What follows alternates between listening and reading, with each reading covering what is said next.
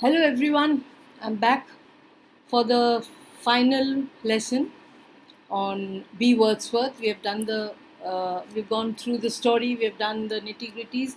This will be a short lesson, but before I start and you all get ready with your text, here is something for the first few minutes. Like I had promised you, perhaps a bit of Calypso and my favorite. Matilda, Matilda, Matilda, take me money and run that is me. Everybody, Matilda, sing that chorus, Matilda, sing the music, Matilda, she take me money and run that is me. Everybody, Matilda, in the audience, Matilda, hey, Matilda, she take me money and run that is me. $500 friends I lost. Woman in family, cat and horse. Don't you know Matilda, she take me money and run that is me. Everybody, Matilda, sing that chorus, Matilda, sing the music, Matilda, she take me money and run that is me. Everybody, Matilda, sing that chorus, Matilda, sing the music, Matilda, she take me money and run that is me. All right. So, guys, I hope you liked it. Yes, this is, of course, my favorite Calypso singer, Harry Belafonte. And I really wanted you to have a feel of the kind of music. Y'all don't listen to this kind of music, so just a flavor, right? Let's move on to serious stuff after this. What I've done is I have put a few questions on the screen here. The first two are from the ISC board. And if you want to take down the questions, if you already have the question, that's fine. I have also put one question after this that I feel we can attempt. So if you see the first one, the short story B. Wordsworth explores an unusual friendship between an old man and a boy.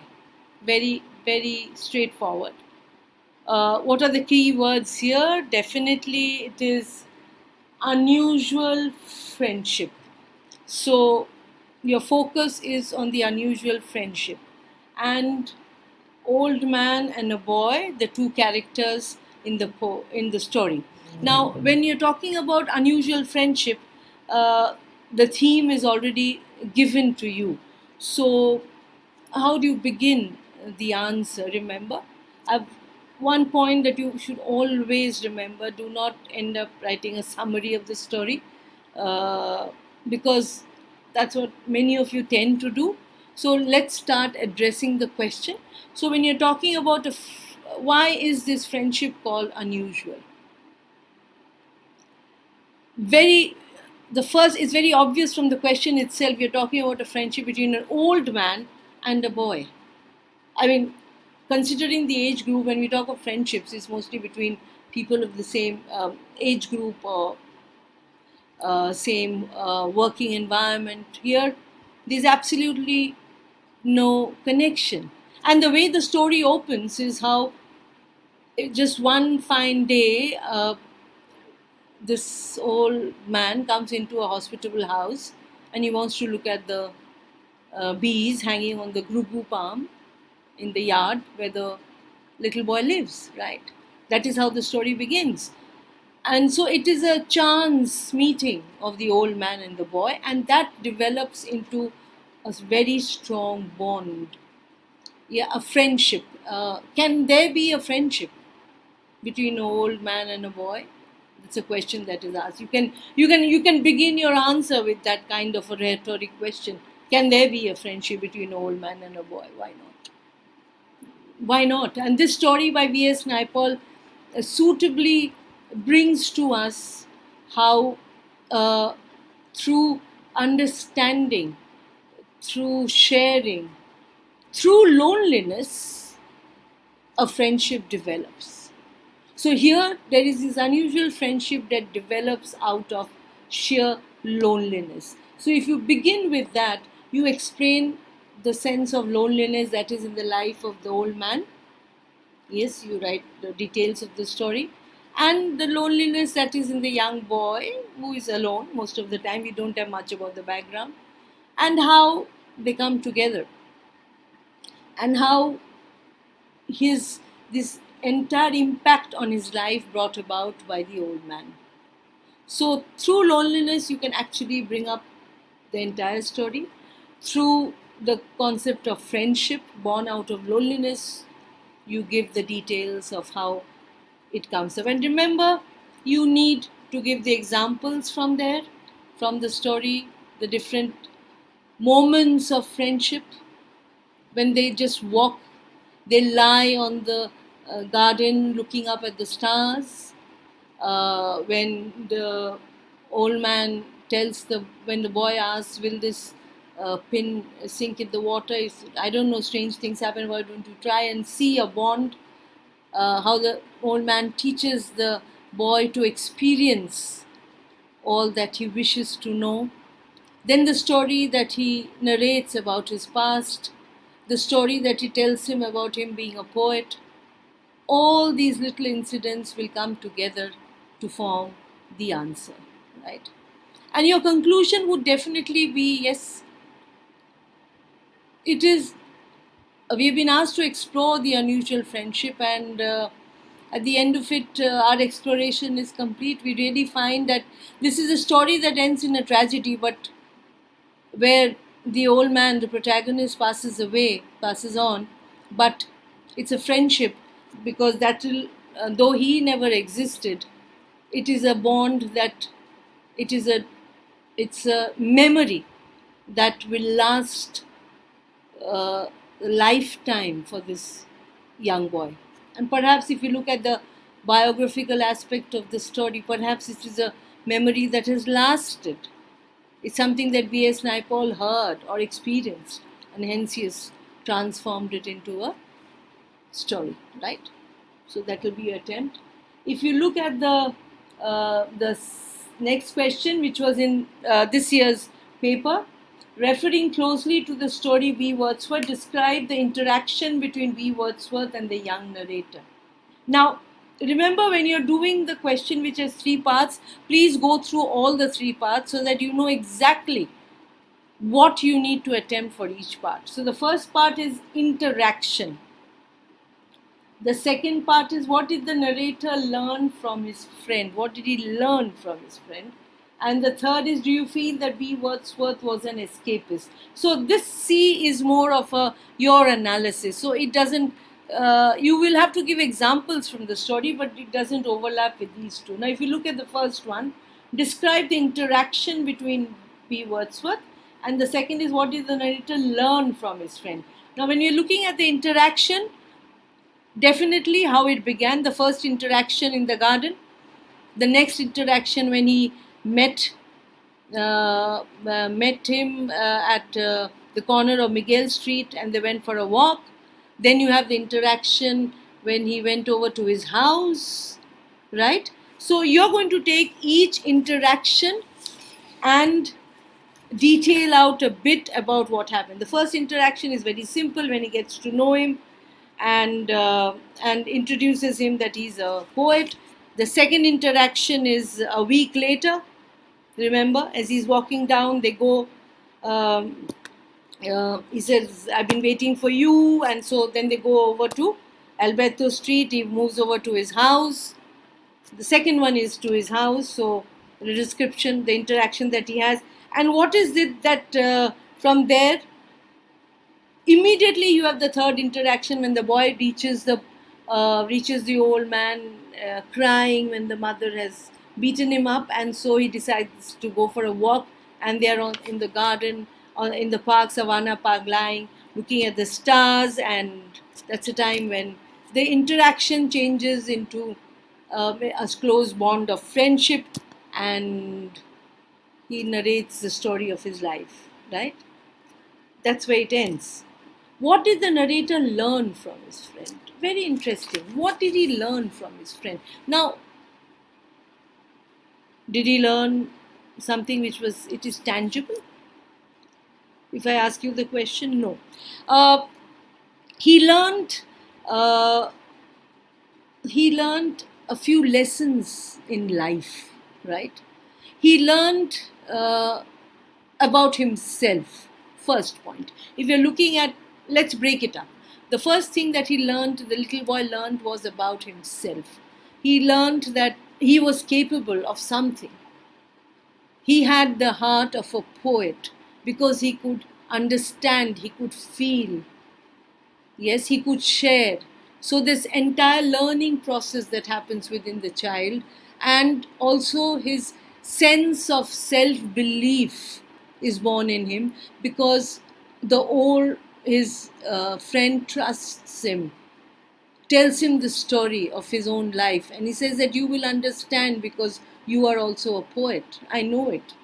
So the little boy learns about himself. Yes.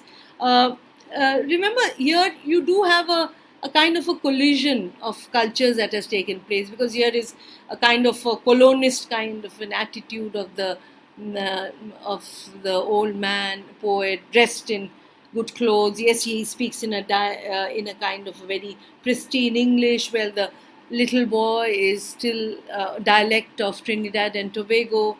Yet there is a connection that is established through the mind. Yes, it is not born out of uh, just a need of the hour. Yes, what is it that the narrator learns from his friend? He learns to grow up. He has learned to understand the realities of life. He has learned to understand that there is beauty in nature, but there's something that we have to understand. He has learned to understand that whatever experience we need to have, we have to do it ourselves and believe in it. So when the pin sinks into the water, you know that's the truth. So whatever you will want to experience in life, you will have to face it yourself. That is important. Yes. So probably for the little boy, his learning is to learn the truth about life. Life is always not what it appears to be. Yes. It is much beyond just the beating of the mother or running away or going to school and doing your math. It is beyond that, much more than that. It is about understanding oneself. And that probably is what the boy learned from the old man. Yes. And you see, when do we learn from somebody? We learn when we admire somebody. So you could begin this answer with the sense of admiration that has grown in the boy narrator for his friend has helped him to learn about himself and his life. And then you give little examples of all the learning that takes place, right? Third question, do you feel B. Wordsworth was an escapist? Yes or no? I don't know. What was he escaping from? What do you think he was escaping? He was escaping from uh, the truth. What was the truth? That he had lost his wife, he had lost his unborn child, he had lost his urge to live. So instead of fighting against all the forces that had taken away everything that he held precious in life, he escaped into the world of nature, into a make believe world where he was a poet who was still looking for his best poetry. So, was he an escapist? Who is an escapist? A simple question. Who escapes from the humdrum existence of life, right? Yes, I don't know. A part of me uh, will say that he was a broken man. I will not say he was an escapist, because for me, a person who is an escapist is a coward. I don't think this man was a coward. If he was a coward, he would have taken his own life. I guess he wasn't. Uh, After the tragedy in his life, he is a tragic figure. Yes, he's a tragic figure. He's not causing nobody any harm, right? He's living a solitary life. Uh, he has not told his friend, the young boy, that run away from life. He still says that you love your mother, then write poetry. He doesn't tell him to run away from existence. He says, experience everything, because only then will you learn. An escapist will not give that advice. An escapist will not say that you learn from your experience. Yes, an escapist will say, run away from experiences. Yes, I don't want any experience. I will stay inside my room, close the door, shut the world around. Yes, I won't face reality. Hasn't he faced reality? Doesn't he face reality? Okay, he has not accepted the fact that his wife and unborn child will never come back. So he doesn't tend to the garden. Does that make him an escapist? For me, he's more of a tragic figure. But this is one question where I would really like you all to think for yourself. If you think he's an escapist, find reasons why you think he's escaping from reality. What has he escaped from? Answer to that. What has he escaped from? And then frame it accordingly. If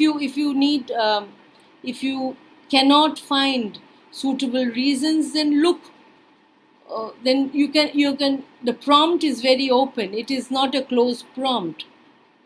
It doesn't say Wordsworth was an escapist. Justify your answer. He said, "Do you feel?" Sorry, he says, "Do you feel he was an escapist? Give reasons for your answer. If you feel that he wasn't an escapist, give reasons for your answer. And if you think he was an escapist, give reasons for your answer." I have my own take on that. I've just shared it with you. I leave it to you to what you think escapism is and judge accordingly. Because this, I always believe you all need to think for yourself and write out an answer for this, right? Okay. Now, if you move on to the question that I have framed, the past is deep. Under what circumstances was this phrase quoted?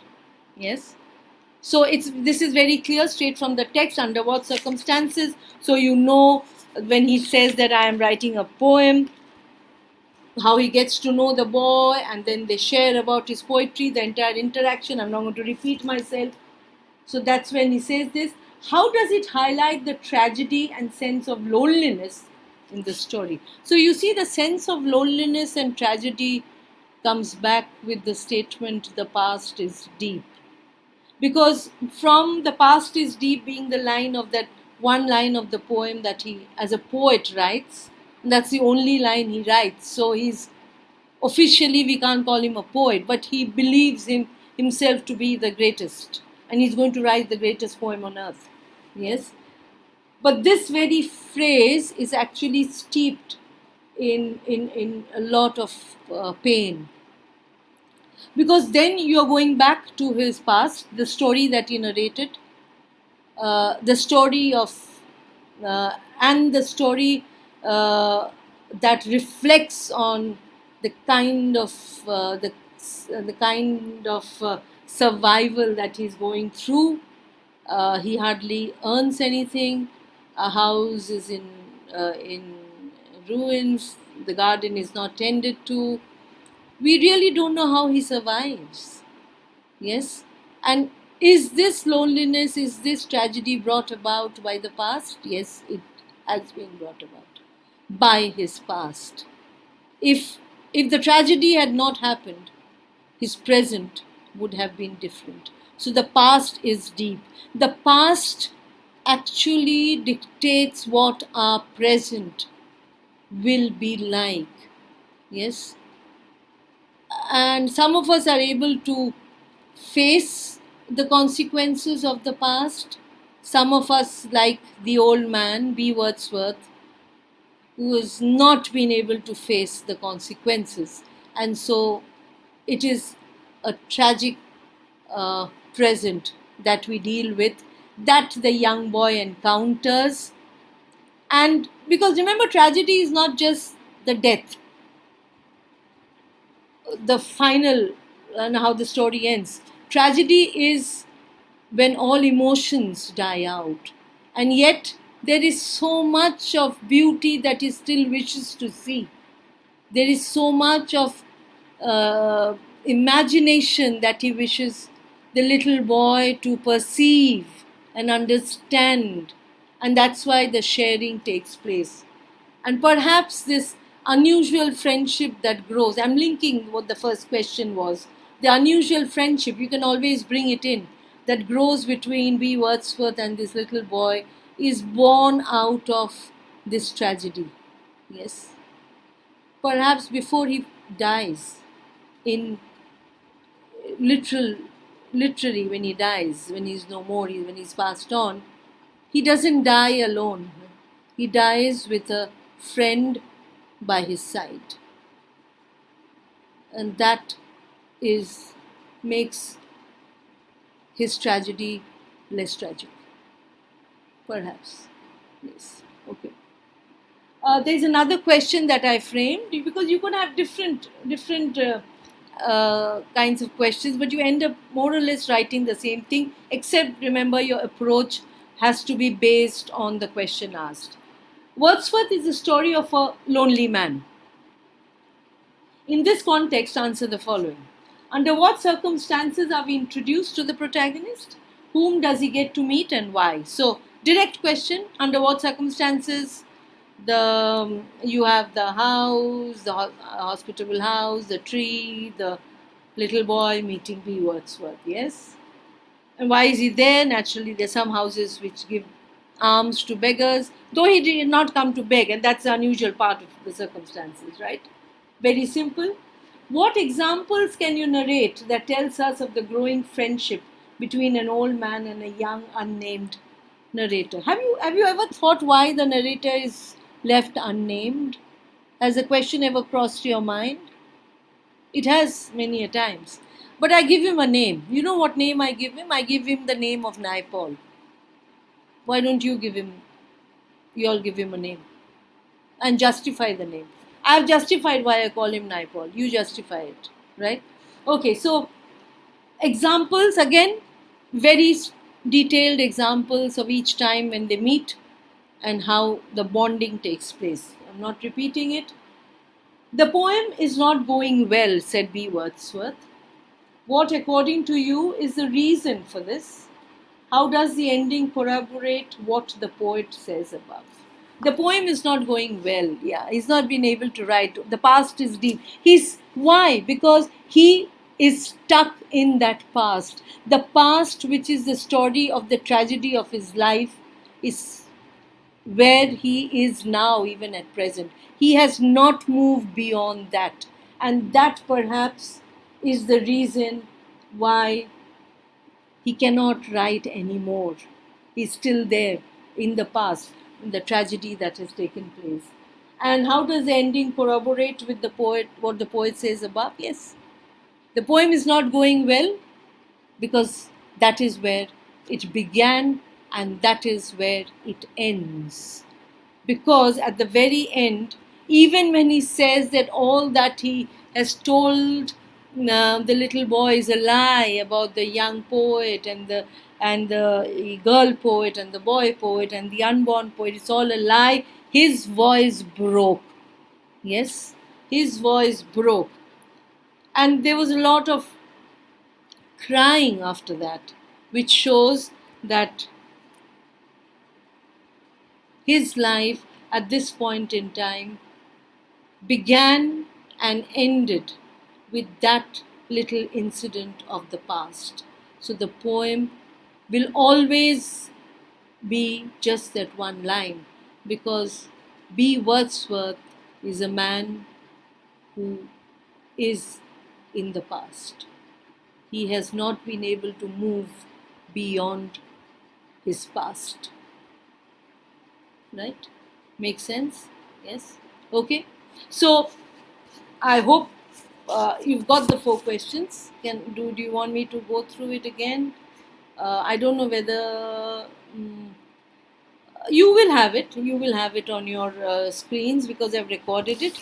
So I really hope it's been of some worth this class, and I expect you all to start penning your thoughts down. Choose any of the questions. You'll see more or less everything is very similar in the matter, but your approach to the answer should be different, right? So go ahead, start working on B. Wordsworth. And till the next time, I'll be starting off with another story. So I do 2 stories, one after the other, then move back to poetry. So till then, please take care, stay safe, and good night.